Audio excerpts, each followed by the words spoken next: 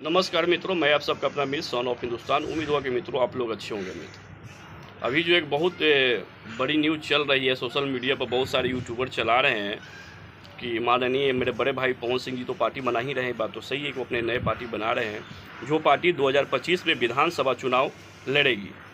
बिल्कुल लड़ना चाहिए, इस बात को मैं भी सपोर्ट करता हूँ। बड़े भाई को बिल्कुल राजनीति में आना चाहिए, बड़े भाई को, और अपना पार्टी गठन करना चाहिए। इसमें कोई गलत बात नहीं है, हम लोग इस बात को सपोर्ट करेंगे। लेकिन कुछ लोग जो यूट्यूबर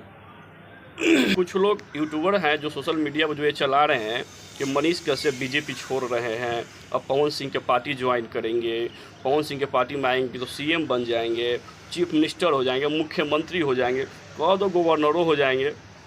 सबसे पहले एक बात क्लियर कर दे रहा हूँ मेरे भाई, पवन सिंह वो व्यक्ति है ना जो अपने स्वाभिमान के लिए ना अपना जान भी दे दे।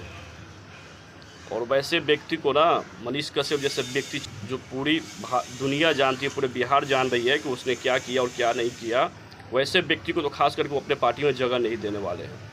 अगर जो लोग भाई अगर इस सोशल मीडिया जो चला रहे हैं, बिल्कुल एक गलत बात चल रहा है।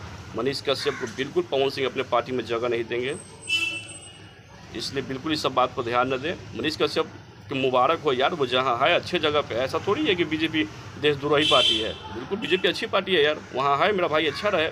उसने गलत किया, उस गलत का हम लोगों ने विरोध किया।